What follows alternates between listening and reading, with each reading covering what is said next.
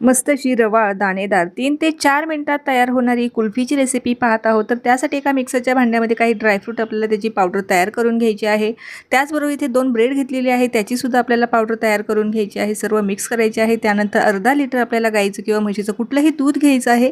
दुधाला छान उकळी आली की त्यात आपल्याला केशरचं दूध टाकायचं आहे. पाव वाटी आपल्याला साखर घालायची आहे. साखरेचं जे प्रमाण आहे तुमच्या आवडीनुसार कमी किंवा जास्त ठेवू शकता.